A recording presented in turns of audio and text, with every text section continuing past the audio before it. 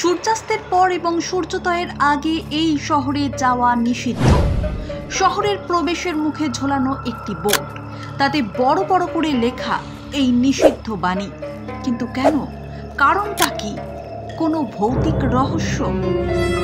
দেখুন, আমাদের দেশে কিংবা দেশের বাইরে বহু ভৌতিক স্থান রয়েছে, আর অ্যাডভেঞ্চার প্রেমীদের কাছে তো ভৌতিক স্থান একটা অন্যরকম আকর্ষণের কেন্দ্রবিন্দু। তারা সবসময়ই সন্ধানে থাকেন এরকম রহস্যে মোড়া জায়গার। আপনিও কি সেই দলে? তাহলে আজ আপনাদের সন্ধান দেব পরতে পরতে ভৌতিক রহস্যে ঘেরা এক জায়গা, যেখানে আজ পর্যন্ত একটিও রাত কাটিয়ে উঠতে পারেননি কোনো ব্যক্তি। যারা সাহস দেখিয়েছেন তারাই পড়েছেন মৃত্যুর কবলে। সেখানকার স্থানীয়দের মুখে শোনা যায় এই ভৌতিক স্থান এতটাই ভয়ঙ্কর যে একবার নাকি 3 বন্ধু সেখানে রাত কাটিয়েছিলেন। তারা দেখতে চেয়েছিলেন এই জায়গায় সত্যি কিছু রয়েছে কিনা।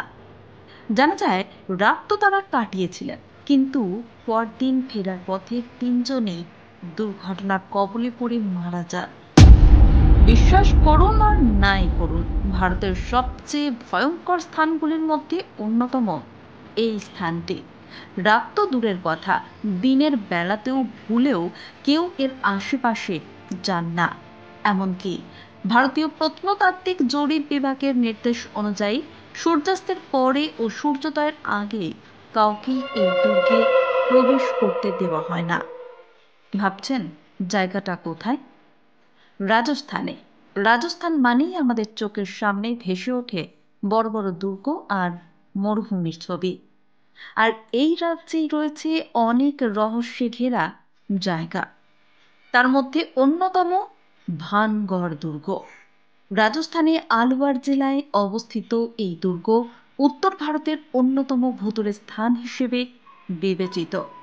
ভানগড়ে প্রবেশের মুখে একটি বোর্ড সাঁটানো রয়েছে। সেখানে লেখা রয়েছে যে সূর্যোদয়ের আগে এবং সূর্যাস্তের পরে শহরের সীমানায় থাকা কঠোরভাবে নিষিদ্ধ। কিন্তু এই নিষিদ্ধতার কারণটা কি? কেন এই দুর্গ এতটা ভয়ঙ্কর? ইতিহাস থেকে জানা যায় সম্রাট আকবরের সেনাপতি মানসিংহের ছোট ভাই মাধু সিং সপ্তদশ শতাব্দীতে এই দুর্গটি নির্মাণ করেছিলেন। এই দুর্গ নির্মাণের সময় এক সন্ন্যাসী কিছু শর্ত বেঁধে দিয়েছিলেন, কিন্তু রাজপুত্র সেই শর্ত মানেননি। আর তাতেই নাকি রেগে গিয়েছিলেন সেই সন্ন্যাসী, অভিশাপ দিয়েছিলেন। আর সেই অভিশাপই ছারখার হয়ে যায় ভানগড় দুর্গ। পর্যটকেরা শুধুমাত্র দিনের বেলায় এই দুর্গ পরিদর্শনের অনুমতি পান। আর্কিওলজিক্যাল সার্ভে অফ ইন্ডিয়ার সদস্যরা সন্ধ্যা নামার অনেক আগেই পর্যটকদের এই দুর্গ থেকে বের করে নেন। এছাড়া সূর্যোদয়ের আগেও দুর্গে প্রবেশ করতে দেন না তারা। শোনা যায় এই ভাঙা দুর্গের অনেকাংশ মেরামতের চেষ্টা করেছেন কর্তৃপক্ষ, কিন্তু অজানা কোনো কারণে মিস্ত্রিরা নাকি কাজ বন্ধ করে দিয়ে পালিয়ে যান। আবার যে অংশ মেরামত করা হয়ে গিয়েছিল সেই অংশ আবার আগের মতোই ভেঙে পড়ে। এই দুর্গের ভিতরে একটি কুয়ো রয়েছে, যাকে অভিশপ্ত কুয়ো বলে থাকেন স্থানীয়রা। কারণ এই কুয়োর সামনে অন্ধকারে কেউ দাঁড়ালে তার মৃত্যু নিশ্চিত। এই দুর্গর ভিতরে প্রবেশ করার সময় অনেকেই অনুভব করেছেন যেন তাকে কেউ অনুসরণ করে চলেছেন।